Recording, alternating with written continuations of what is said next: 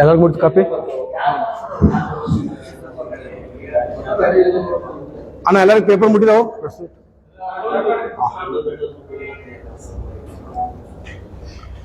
ಮಾಧ್ಯಮದ ಸ್ನೇಹಿತರಿಗೆ ನಮಸ್ಕಾರ ತಿಳಿಸುತ್ತಾ ಇವತ್ತಿನ ಭಾರತೀಯ ಕೃಷಿ ಸಮಾಜ ರೈತ ಸಂಘಟನೆಯ ಪತ್ರಿಕಾಗೋಷ್ಠಿಗೆ ಎಲ್ಲ ಮಾಧ್ಯಮದ ಸ್ನೇಹಿತರನ್ನ ಹಾರ್ದಿಕವಾಗಿ ಸ್ವಾಗತ ಬಯಸುತ್ತಾ, ಪತ್ರಿಕಾಗೋಷ್ಠಿಯಲ್ಲಿ ಸಂಜು ಡೊಂಗರಗಾವಿ ಬೆಳಗಾವಿ ಜಿಲ್ಲಾ ಅಧ್ಯಕ್ಷರು, ಈರಪ್ಪ ಪಟ್ಯ ಬೆಳಗಾವಿ ತಾಲೂಕಾ ಅಧ್ಯಕ್ಷರು, ಶೇಖಣ್ಣ ಅಕ್ಕಣ್ಣವರ್ ಗ್ರಾಮ ಘಟಕ ಪದಾಧಿಕಾರಿ, ಮಲ್ಲಿಕಾರ್ಜುನ್ ಡೊಂಗರಗಾವಿ ರಾಜ್ಯ ಸಂಘಟನಾ ಕಾರ್ಯದರ್ಶಿ, ಆತ್ಮೀಯರೇ, ಇವತ್ತಿನ ಪತ್ರಿಕಾಗೋಷ್ಠಿಯ ವಿಷಯ ಸುದ್ದಿ ಶ್ರೀ ಮಲಪ್ರಭಾ ಸಹಕಾರಿ ಸಕ್ಕರೆ ಕಾರ್ಖಾನೆಯಲ್ಲಿ ಸನ್ 2017-18ರಲ್ಲಿ ರೈತರು ಕಬ್ಬು ಪೂರೈಸಿದಂತ ರೈತರಿಗೆ 594 ರೂಪಾಯಿರಂತೆ ಸುಮಾರು 4,000 ಜನರಿಗೆ ಅಮೌಂಟ್ ಅನ್ನ ಬಾಕಿ ಕೊಡಬೇಕಾಗಿತ್ತು. ಆಮೇಲೆ ಅದೇ ಸಂದರ್ಭದಲ್ಲಿ ಗೋದಾಮಿನಲ್ಲಿ ಅಕ್ರಮವಾಗಿ ಸುಮಾರು 18,000 ಕ್ವಿಂಟಲ್ ಸಕ್ಕರೆ ಅಕ್ರಮ ದಾಸ್ತಾನು ಸಿಕ್ಕಿತ್ತು. ಕಾನೂನು ಬಾಹಿರ ವ್ಯವಸ್ಥಾಪಕ ನಿರ್ದೇಶಕರ ನೇಮಕಾತಿ, ಸಕ್ಕರೆ ಮಾರಾಟ ಮತ್ತು ಸಾಮಗ್ರಿ ನಿರಂತರ ಖರೀದಿ ವ್ಯವಹಾರಗಳು, ಈ ಎಲ್ಲ ಅಕ್ರಮ ವ್ಯವಹಾರಗಳನ್ನ ತನಿಖೆ ನಡೆಸಿ ಯೋಗ್ಯ ಕ್ರಮ ಕೈಗೊಳ್ಳುವ ಸಂಬಂಧವಾಗಿ ನಾವೆಲ್ಲ ಭಾರತೀಯ ಕೃಷಿ ಸಮಾಜ ಸಂಘಟನೆ ಹಾಗೂ ವಿವಿಧ ರೈತ ಸಂಘ ನೇತೃತ್ವದಲ್ಲಿ ಸಕ್ಕರೆ ಕಾರ್ಖಾನೆಯ ಮುಂದೆ ಹೋರಾಟ ಮಾಡಿದ ಪ್ರಯುಕ್ತವಾಗಿ 30/11/2022ರಂದು ಕರ್ನಾಟಕ ಸಹಕಾರ ಸಂಘಗಳ ಕಾಯ್ದೆ 1964ರಲ್ಲಿ ವಿಚಾರ ಮಾಡ್ಬೇಕಂತೇಳಿ ಮಾನ್ಯ ಸಕ್ಕರೆ ಆಯುಕ್ತರು ಆದೇಶವನ್ನು ಹೊರಡಿಸಿದ್ರು. ಆ ಆದೇಶಕ್ಕೆ KN ರಾಜಣ್ಣ ಸಹಕಾರ ಸಚಿವರ ಸಮಕ್ಷಮದಲ್ಲಿ ಅದಕ್ಕೆ ಆದೇಶವನ್ನು ರದ್ದು ಮಾಡಿದ ಪ್ರಯುಕ್ತವಾಗಿ ನಾವೆಲ್ಲ ಭಾರತೀಯ ಕೃಷಿ ಸಮಾಜ ಸಂಘಟನೆಯಿಂದ ಸತತ ನಿರಂತರವಾಗಿ ಹೋರಾಟ ಮಾಡಿದ ಪ್ರಯುಕ್ತವಾಗಿ ಮಾನ್ಯ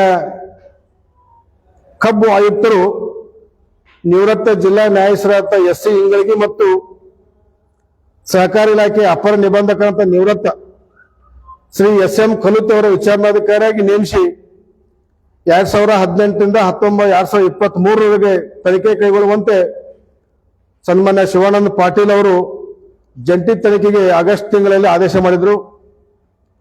ಆ ಆದೇಶದಂತೆ ಆ ವಿಚಾರಣೆಯನ್ನ 3 ತಿಂಗಳಲ್ಲಿ ಪೂರ್ಣಗೊಳಿಸಬೇಕಂತ ಹೇಳಿದ್ರು. ಈಗಾಗಲೇ ಮಾನ್ಯ ವಿಚಾರಣಾಧಿಕಾರಿಗಳು ಪತ್ರಿಕಾ ಜಾಹೀರಾತು ನೀಡುವ ಮುಖಾಂತರ ಯಾರು ದೂರು ಕೊಡುವುದ್ರ ದಾಖಲೆಗಳನ್ನು ಸಲ್ಲಿಸೋದ ಸಹ ಹೇಳಿಕೆಯನ್ನು ಕೊಡಬೇಕು ಅನ್ನುವಂತ ಒಂದು ಪ್ರಕಟಣೆ ಮುಖಾಂತರ 18/9/2025ರಂದು ನಾವು ನಮ್ಮ ಸಂಘಟನೆ ವತಿಯಿಂದ ಹೇಳಿಕೆಯನ್ನ ದಾಖಲೆಗಳನ್ನು ಸಲ್ಲಿಸಿದ್ದೀವಿ. ಅದಕ್ಕಾಗಿ ಆ ಒಂದು ಹೇಳಿಕೆ ಕಾರಣ ಮಾನ್ಯ ಸಕ್ಕರೆ ಸಚಿವರ ಸೂಚನೆಯಂತೆ ವಿಚಾರಣೆ ಕೂಡ ಪೂರ್ಣಗೊಂಡು ಸರ್ಕಾರಕ್ಕೆ ವರದಿ ಸಲ್ಲಿಸಿದರು. ಆ ತನಿಖಾ ವರದಿಯನ್ನ ಬಹಿರಂಗಗೊಳಿಸಬೇಕಂತ ಹೇಳಿ ನಾವು ಈ ಮೂಲಕ ತಮ್ಮ ಒತ್ತಾಯವನ್ನ ಮಾಡ್ತಾ ಇದೀವಿ. ಈಗಾಗಲೇ ನಾವು ಮೊನ್ನೆ ಮಾನ್ಯ ಸಚಿವರಿಗೆ ಪತ್ರ ಬರೆದಿವಿ. 23/12/2025ರಂದು ರೈತರ ಕಬ್ಬು ಬೆಳೆಗಾರರ ಹಿತದೃಷ್ಟಿಯಿಂದ ಸಕ್ಕರೆ ಕಾರ್ಖಾನೆಯ ತನಿಖಾ ವರದಿನ ಬಹಿರಂಗಗೊಳಿಸಬೇಕು, ಹಂಚ್ಕೋಬೇಕನ್ನುವಂತ ಮಾತನ್ನ ಹೇಳಿದ್ವಿ. ಅದು ಅವ್ರಿಗೆ ಇನ್ನವರೆಗೂ ಅದು ಮಾಡ್ತಾ ಇಲ್ಲ. ಅದಕ್ಕಾಗಿ ಆ ತನಿಖಾ ವರದಿಯನ್ನ ಬಹಿರಂಗಗೊಳಿಸಿ ರೈತರಿಗೆ ತಿಳಿಸ್ಬೇಕು ಅನ್ನುವಂತ ಮಾತನ್ನ ತಮ್ಮೆಲ್ಲರ ಮೀಡಿಯಾ ಮಾಧ್ಯಮ ಮುಖಾಂತರ ವಿನಂತಿ ಮಾಡ್ಕೊತಾ ಇದ್ದೇನೆ. ಯಾಕಂದ್ರೆ ಶ್ರೀ ಮಲಪ್ರಭಾ ಸಹಕಾರಿ ಸಕ್ಕರೆ ಕಾರ್ಖಾನೆ ರೈತ ಸಂಜೀವನಿ ಕಾರ್ಖಾನೆ ಆಗಿದ್ದವು. ಇದು ಬೆಳಗಾವಿ, ಧಾರವಾಡ ತಾಲೂಕಾ ಮತ್ತು ಉತ್ತರ ಕನ್ನಡ ಜಿಲ್ಲೆಯ ಹಳಿಯಾಳ ತಾಲೂಕು ಸೇರಿದಂತೆ ಒಟ್ಟು 18,000ಕ್ಕಿಂತ ಹೆಚ್ಚು ಮತದಾನ ಹೊಂದಿದಂತ ದೊಡ್ಡ ಸಕ್ಕರೆ ಕಾರ್ಖಾನೆ.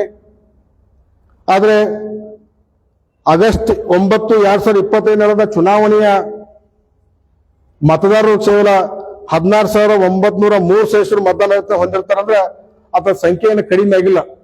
ಸಕ್ಕರೆ ಕಾರ್ಖಾನೆ ಸದಸ್ಯರು ಅಷ್ಟೇ ಅದಾರ. ದೊಡ್ಡ ಕಾರ್ಖಾನೆಗೆ ಈ ಎಲ್ಲ ಉದ್ದೇಶದಿಂದ ನಾವೆಲ್ಲ ಬಹಿರಂಗ ಮಾಡ್ಬೇಕಂತ ಒತ್ತಾಯವನ್ನ ನಾವು ಮಾಡ್ತಾ ಇದೀವಿ.